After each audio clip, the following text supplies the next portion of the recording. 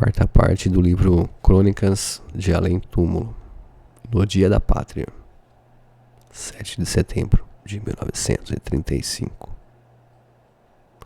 O Brasil celebra hoje o seu Dia da Pátria. As bandeiras de ouro e verde serão desfraldadas aos quatro ventos. Nas grandes cidades serão ouvidos os ecos dos clarins nas paradas militares e uma vibração de entusiasmo percorrerá o coração dos patriotas. Sei também que muitas personalidades desencarnadas que antigamente lutaram pela organização da nacionalidade hoje se voltam para São Sebastião do Rio de Janeiro, onde pretendem participar das cerimônias comemorativas. Muitos dos chefes tapuias e tupis, legítimos donos da terra conquistada pelos portugueses, ainda no espaço não desdenharão igualmente de passear os olhos pelo cenário das suas passadas existências, recordando hoje as suas tabas solitárias, os seus costumes que os brancos perverteram, a imensidade das selvas e as belezas melancólicas das suas praias desertas. Todavia, lembrando Paicolás, reconhecerão alguns benefícios de sua influência, ao lado de seus inumeráveis defeitos. Hão de contemplar elevados a Avenida Central, a Avenida Atlântica, a Praia de Copacabana, o Rossel, o Leblon, as obras de saneamento e o cesário imenso da cidade maravilhosa, derramando-se pelos vales, pelas serras e planícies, numa alucinação de progresso vertiginoso. Os homens e os espíritos desencarnados se reunirão celebrando a data festiva.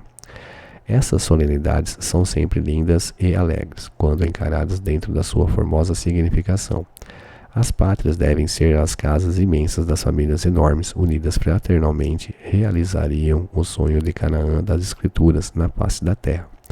Contudo, quanto mais avançou a civilização nas suas estradas, mais o conceito de pátria foi viciado, na essência da sua legítima expressão. O progresso científico eliminou quase todos os problemas da comunicabilidade, da incomunicabilidade. A radiotelefonia fez o planeta uma sala minúscula onde os países conversam como as pessoas. Os paquetes para as viagens transoceânicas são cidades flutuantes como ínfes gigantescos unindo os povos. As máquinas aéreas aperfeiçoadas e admiravelmente dispostas sufocam os ares devorando as distâncias. Por toda parte rasgam-se as estradas, há uma ânsia de comunhão em todas as coisas. Tudo tende a unir-se, aproximando-se. Entretanto, nunca as pátrias estiveram tão afastadas umas das outras como agora. Jamais se fez uma apologia tão grande de política de isolamento. As pátrias andam esquecidas de que a existência depende de trocas incessantes. Os maiores desequilíbrios financeiros e econômicos são infligidos às nações no seu egoísmo coletivo. Deslumbrada num período esplendoroso de sua evolução e sentindo-se no limiar de transformações radicais em todos os setores de sua atividade, a sociedade humana escuta a voz dos seus gênios e dos seus apóstolos, desejando eliminar as fronteiras de todos os matizes que separam os seus membros, fundindo-se nesse abraço de unidade que ela começa a compreender. Mas a política representa o passado multimilenário. Os governos se concentram à base da força e o antagonismo que impera entre todos os elementos da atualidade apresenta um espetáculo interessantíssimo. Todos os pactos de paz são mentirosos. Haverá maior contradição que a de um instituto de paz, que deve ser pura e espontânea, guardado por exércitos armados até os dentes. Em todos os sistemas políticos dos tempos modernos predominam apenas os pruridos da hegemonia internacional. Em virtude de semelhantes disparates, a guerra é inevitável. Não haverá confabulações diplomáticas que a eliminem por enquanto do caminho dos homens. E a guerra de agora será mais dolorosa e terrível. Todas as conquistas da ciência serão mobilizantes a seu serviço. A bacteriologia, a eletricidade, a mecânica, a química, todos os elementos serão requeridos pelo povo insaciável. Deus criou a paz e o amor, a fraternidade, mas os homens criaram os seus próprios destinos, confundidos no labirinto das suas maldades, só têm podido iluminar os caminhos da vida com os fachos incendiados da morte. Na atualidade, a guerra das pátrias representa a guerra dos sentimentos, porque uma era nova de fraternidade cristã desabrochará nos horizontes do mundo. Todos os espíritos falam nessa renovação e ela aparecerá, clareando o dia novo da humanidade. Nessa época de ouro espiritual, que talvez não venha longe, O mundo entenderá a mensagem da paz do Divino Cordeiro. Uma brisa suave de conforto e de alívio descerá do céu sobre as frontes atormentadas das criaturas. Terminará o dilúvio de expiações em que o homem há séculos está envolvido e um pássaro simbólico trará novamente a oliva da esperança. E o Brasil que, embora com sacrifícios ingentes, vem colaborando na disseminação da mensagem da imortalidade e da esperança. Nessa era nova, entoará com as nações emanadas o hino da paz, compreendendo pela revolução moral dos seus filhos a beleza maravilhosa da pátria universal. Um cético, 13 de dezembro de 1935. Ainda não me encontro bastante desapegado desse mundo para que não me sentisse tentado a voltar a ele. No dia que assinalou o meu desprendimento da carcaça de ossos. Se o 27 de outubro marcou o meu ingresso no reino das sombras, que é a vida daí, o 5 de dezembro representou a minha volta ao país da claridade benditas, cujas portas de ouro são escancaradas pelas mãos poderosas da morte. Nessa noite, o ambiente do cemitério de São João Batista parecia sufocante. Havia um quê de mistérios entre catacumbas silenciosas que me enerva, apesar da ausência dos nervos tangíveis do meu corpo estranho de espírito. Todavia toquei as flores cariciosas que a saudade me levara, piedosa e compungidamente. O seu aroma penetrava meu coração como um consolo brando, conduzindo-me num retrospecto maravilhoso às minhas afeições comovidas que haviam ficado à distância. E foi entregue a essas cogitações a que são levados os mortos quando penetram o mundo dos vivos, que vi acocorado sobre a terra um dos companheiros que me ficavam próximos ao bangalô subterrâneo com que fui mimoseado na terra carioca. O senhor é o dono desses ossos que estão por aí apodrecendo? Interpelou-me. Sim, e a quem vem a sua pergunta? Ora, é que me lembro do dia de sua chegada ao seu palacete subterrâneo. Recordo-me bem, apesar de sair pouco dessa toca para onde fui relegado há mais de 30 anos. O senhor se lembra? A urna funerária portadora dos seus despojos saiu solenemente da Academia de Letras. Altas personalidades da política dominante se fizeram representar.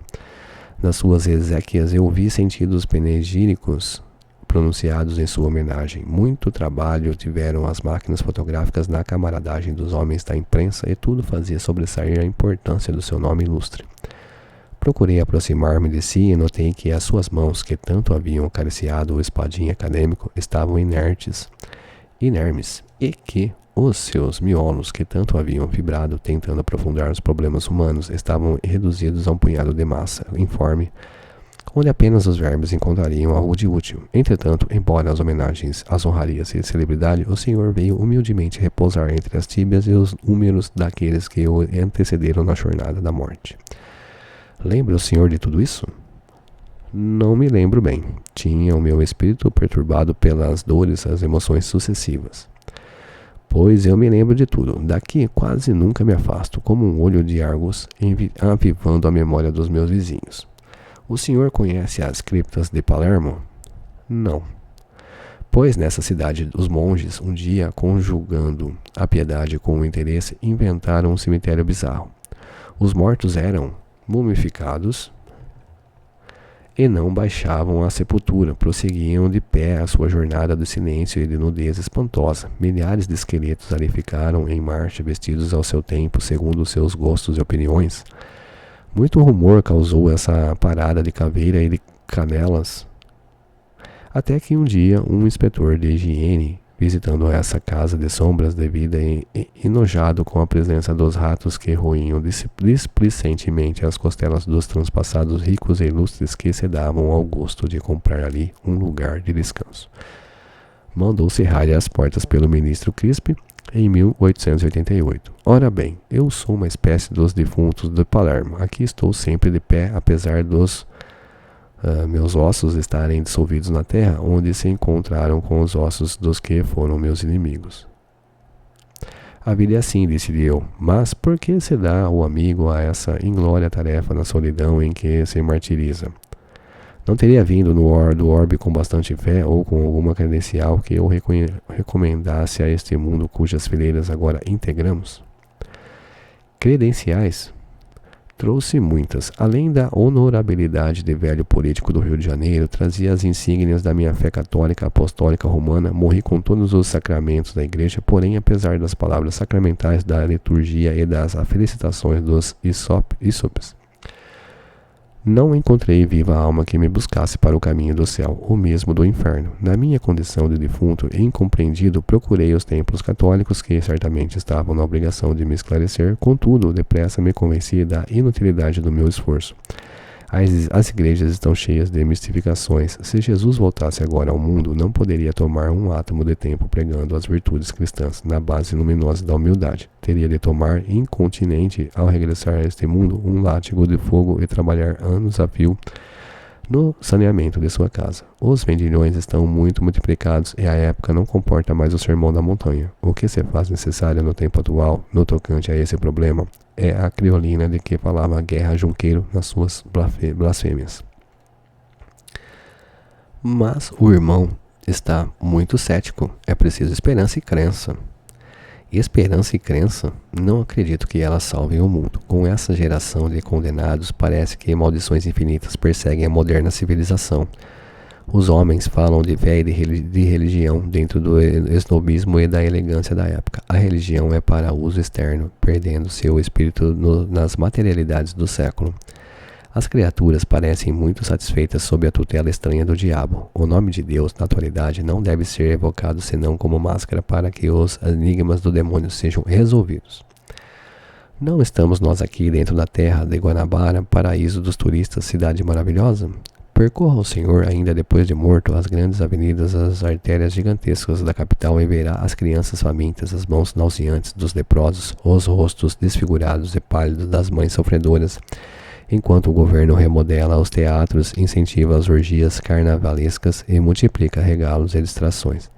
Vá ver como o câncer devora os corpos enfermos no hospital do Gamboa, ande pelos morros para onde fugiu a miséria e o infortúnio. Visite os hospícios e leprosários, há de se convencer da inutilidade de todo o serviço em favor da esperança e da crença. Em matéria de religião, tente materializar-se e corra aos prédios elegantes e aos bangalôs adoráveis de Copacabana e do Leblon, suba a Petrópolis e grite a verdade. O seu fantasma seria corrido a pedradas. Todos os homens sabem que hão de chacoalhar os ossos como nós, algum dia, mas um vinho diabólico envenenou no berço essa geração de infelizes e de descrentes. Por que o amigo não tenta o espiritismo? Essa doutrina representa hoje toda a nossa esperança. Já o fiz, é verdade que não compareci em uma reunião de sabedores da doutrina, conhecedores do terreno que perquiriam. Mas estive em uma assembleia de adeptos e procurei falar-lhes dos grandes problemas da existência das almas, exprobrei os meus erros do passado, penitenciando-me das minhas culpas, que escarmentá-los, mostrei-lhes as vantagens da pátria do bem como base única para encontrarmos a senda da felicidade, relatando-lhes a verdade terrível, na qual me achei um dia com os ossos confundidos com os ossos dos miseráveis. Todavia, um dos componentes da reunião interpelou-me a respeito das suas tricas domésticas, acrescentando uma pergunta quanto à marcha dos seus negócios. Desiludi-me. Não tentarei coisa alguma, desde que temos vida depois da morte, prefiro esperar a hora do juízo final, hora essa em que deverei buscar um outro mundo, porque, com respeito à terra, não quero chafurdar-me na sua lama. Por estranho paradoxo, vivo depois da morte, serei adepto da congregação dos descrentes. Então, nada o convence? Nada. Ficarei aqui até a consumação dos ervos, e se a mão do diabo não se lembrar de me arrancar dessa toca de ossos moídos e cinzas asquerosas, e quanto ao Senhor, não procure afastar-me dessa misantropia. Continue gritando para o mundo que ele aguarda os despojos, e não o farei. Eu não o farei. E o singular personagem recolheu-se à escuridão do seu canto imundo, enquanto pesava No meu espírito a certeza dolorosa da existência dessas almas vazias e incompreendidas na parada eterna dos túmulos silenciosos para onde os vivos levam de vez em quando as flores perfumadas da sua saudade e da sua afeição. A Ordem do Mestre, 20 de dezembro de 1935. Avizinhando-se do Natal, havia também no céu um rebuliço de alegrias suaves. Os anjos acendiam estrelas nos cômoros de neblinas douradas e vibraram no ar as harmonias misteriosas que encheram um dia de encantador suavidade a noite de Belém. Os pastores do paraíso cantavam, e enquanto as harpas divinas tangiam suas cordas sob o esforço caricioso dos zéfiros da imensidade, o Senhor chamou o discípulo bem-amado a seu trono de jasmins matizados de estrelas. O vidente de Patmos não trazia o estigma da decrepitude como nos seus últimos dias entre os esporades. Na sua fisionomia pairava aquela mesma candura adolescente que o caracterizava no princípio do seu apostolado. João, disse-lhe o mestre, lembraste do meu aparecimento na terra? Recorda-me, Senhor, foi no ano 749 da era romana, apesar da arbitrariedade de Frei Dionísios, que colocou erradamente o vosso natalício em 1754, calculando no século VI da era cristã. Não, meu João, retornou docemente o Senhor, não é a questão cronológica que me interessa em ter arguindo sobre o passado. É que nessas suaves comemorações vem até mim um murmúrio doce das lembranças. Ah, sim, mestre amado, retrucou presuroso o discípulo. Compreendo-vos. Falais da significação moral do acontecimento. Oh, se me lembro. A manjedoura, a estrela guiando os poderosos ao estábulo humilde, os cânticos harmoniosos dos pastores, a alegria ressoante dos inocentes, afigurando-se que os animais vos compreendiam mais que os homens, aos quais ofertáveis a lição da humildade com o tesouro da fé e da esperança. Naquela noite divina, todas as potências angélicas do paraíso se inclinaram sobre a terra, cheia de gemidos e de amargura, para exaltar a mansidão e a piedade do Cordeiro. Uma promessa de paz desabrochava para todas as coisas com o vosso aparecimento sobre o mundo. Estabelecera-se um noivado meigo entre a terra e o céu, e recorda-me do júbilo com que vossa mãe vos recebeu nos seus braços feitos de amor e de misericórdia. Dir-se-ia, mestre, que as estrelas de ouro do paraíso fabricaram naquela noite de aromas e de radiosidades indefiníveis um nível divino de coroação piedoso de Maria. Retrocedendo no tempo, meu Senhor bem-amado, vejo o transcurso da vossa infância, sentindo o martírio de que fostes objeto, o extermínio das crenças de vossa idade, a fuga nos braços carinhosos da vossa progenitora, os trabalhos manuais e em companhia de José, as vossas visões maravilhosas no infinito, em comunhão constante com o vosso e o nosso Pai, preparando-vos para o desempenho da missão única que vos fez abandonar por alguns momentos os palácios de sol da mansão celestial, para descer sobre as lamas da terra. Sim, meu João, e por falar nos meus deveres, como seguem no mundo as coisas atinentes à minha doutrina? Vão mal, Senhor, desde o concílio econômico de Nicéia, efetuado para combater o cisma diário em 325. As vossas verdades são deturpadas. Ao arianismo seguiu-se o movimento dos iconoclastas em 787. E tanto contrariaram os homens o vosso ensinamento de pureza e de simplicidade, que eles próprios nunca mais se entenderam na interpretação dos textos evangélicos. Mas não te recordas, João, que a minha doutrina era sempre acessível a todos os entendimentos? Deixei aos homens a lição do caminho, da verdade e da vida, sem lhes haver escrito uma só palavra. Tudo isso é verdade, Senhor, mas logo que regressastes aos vossos impérios resplandecentes, reconhecemos a necessidade de legar à posteridade os vossos ensinamentos.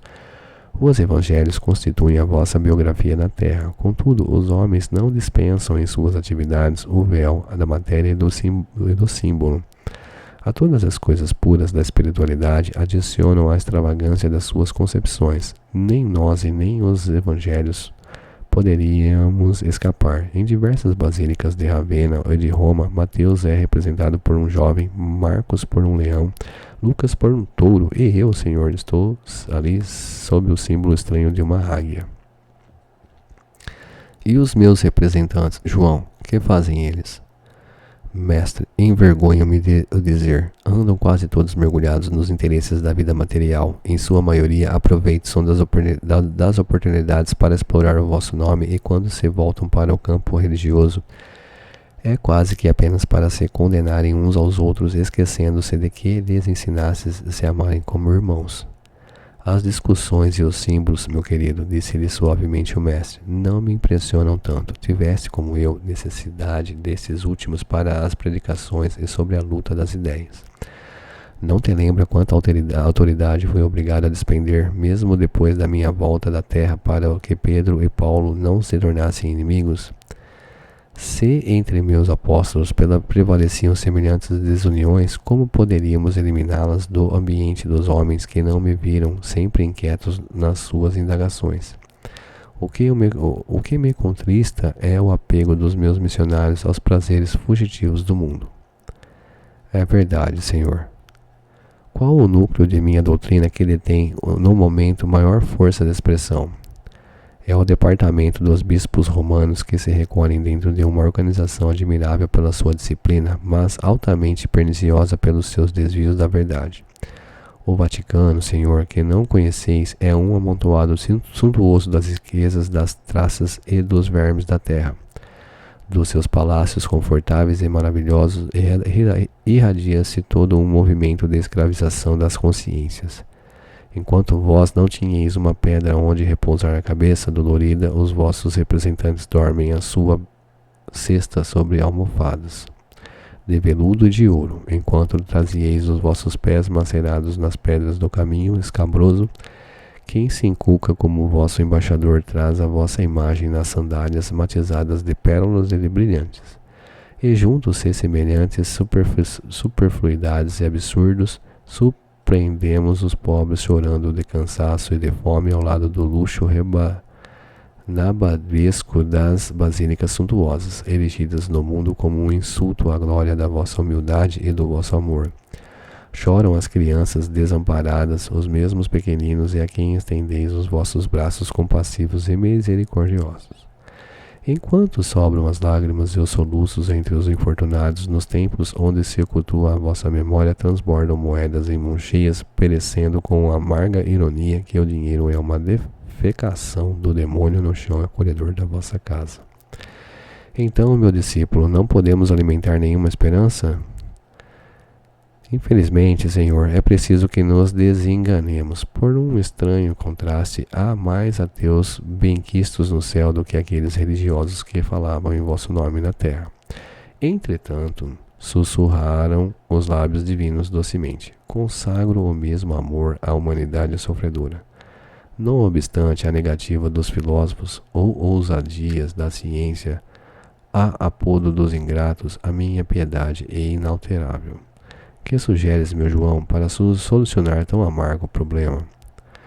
Já não dissestes um dia, mestre, que cada qual tomasse a sua cruz e vos seguisse? Mas prometi ao mundo um consolador em tempo oportuno. E os olhos claros e límpidos, postos na visão piedosa do amor de seu Pai Celestial, Jesus exclamou: Se os vivos nos traíram, meu discípulo bem-amado, se traficam com o objeto sagrado da vossa casa, profiligando a fraternidade e o amor, mandarei que os mortos falem na terra em meu nome. Deste Natal em diante, meu João, descerrarás mais um fragmento dos véus misteriosos que cobrem a noite triste dos túmulos para que a verdade ressurja das mansões silenciosas da morte. Os que já voltaram pelos caminhos ermos da sepultura retornarão à terra para difundirem a minha mensagem, levando aos que sofrem como a esperança posta no céu as claridades benditas do meu amor. E desde essa hora memorável, há mais de 50 anos, o Espiritismo veio, com as suas lições prestigiosas, felicitar e amparar na terra a todas as criaturas. A passagem de Richetti. 21 de dezembro, aliás, 21 de janeiro de 1936. O senhor tomou lugar no Tribunal da Sua Justiça e, examinando os documentos que a referiam às atividades das personalidades eminentes sobre a terra, chamou o anjo da morte, exclamando: nos meados do século findo partiram daqui diversos servidores das ciências que prometeram trabalhar em meu nome, no orbe terráqueo, levantando a moral dos homens e suavizando-lhes as lutas. Alguns já regressaram enobrecidos nas ações dignificadoras desse mundo longínquo. Outros, porém, desviaram-se dos seus deveres e outros ainda lá permanecem, no turbilhão das dúvidas e das descrenças, laborando no estudo. Lembraste daqueles que era aqui um inquieto investigador com as suas análises incessantes e que se comprometeu a servir os ideais da imortalidade, adquirindo a fé que sempre lhe faltou? Senhor, aludis a Charles Richet, reencarnado em Paris em 1850 e que escolheu uma notabilidade da medicina para lhe servir de pai? Justamente, pelas notícias dos meus emissários, apesar de sua sinceridade e da sua nobreza, Richet não conseguir adquirir os elementos de religiosidade que fora buscar em favor do seu próximo. Tens conhecimento dos favores que o céu lhe tem adjudicado no transcurso de sua existência? Tenho, Senhor. Todos os vossos mensageiros descercaram a inteligência e a honestidade com o ralo da vossa sabedoria. Desde os primórdios das suas lutas na terra, os gênios da imensidade o rodeiam com o sopro divino de suas inspirações. Dessa assistência constante desnasceram os poderes intelectuais tão cedo revelados no mundo. A sua passagem pelas academias da terra, que serviu para excitar a potência vibratória da sua mente em favor da ressurreição do seu tesouro de conhecimentos, foi acompanhada pelos vossos emissários com especial carinho. Ainda na mocidade, lecionou na Faculdade de Medicina, obtendo a cadeira de Fisiologia. Nesse tempo, já seu nome, com os vossos auxílios, estava cercado de admiração e respeito. As suas produções granjearam-lhe a veneração e a simpatia dos seus contemporâneos. De 1877 a 1884, publicou estudos notáveis sobre a circulação do sangue, sobre a sensibilidade, sobre a estrutura das circunvoluções cerebrais, sobre a fisiologia dos músculos e dos nervos, perquirindo os problemas graves do ser, investigando no círculo de todas as atividades humanas, conquistando o seu nome e admiração universal. E, em matéria de espiritualidade, replicou austeramente o Senhor, que lhe deram os meus emissários e de que forma retribuiu o seu espírito a essas dádivas.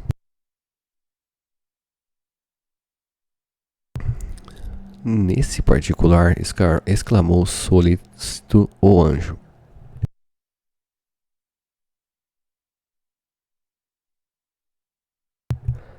muito lhe foi dado. Quando deixastes cair mais intensamente a vossa luz sobre os mistérios que me envolvem, ele foi dos primeiros a receber os raios fulgurantes. Em Carqueirante, em Milão e na ilha Roubalde, muitas claridades o bafejaram junto a Eusápia Paladino, quando o seu gênio se entregava a observações positivas com seus colegas Lodge, Myers e Singwick. De outras vezes, com Delany, analisou as célebres experiências de Auger, que revolucionaram os ambientes intelectuais e materialistas da França, que então representava o cérebro das civilizações ocidental. Todos os portadores das vossas graças levaram as sementes da verdade à sua poderosa organização psíquica, apelando para o seu coração a fim de que ele afirmasse as realidades da sobrevivência.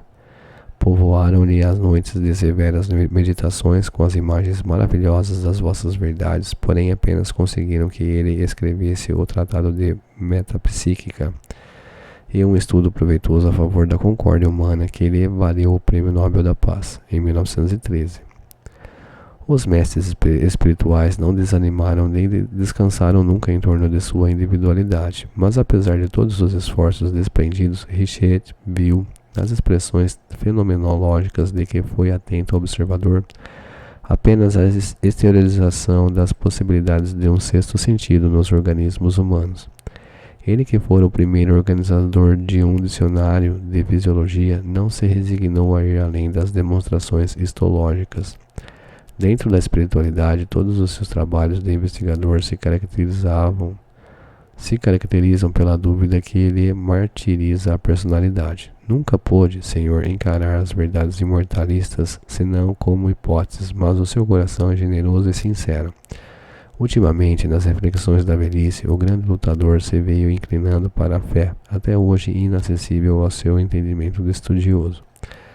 Os vossos mensageiros conseguiram inspirar-lhe um trabalho profundo que apareceu no planeta como a grande esperança. E nestes últimos dias, a sua formosa inteligência realizou para o mundo uma mensagem entusiástica em prol dos estudos espiritualistas.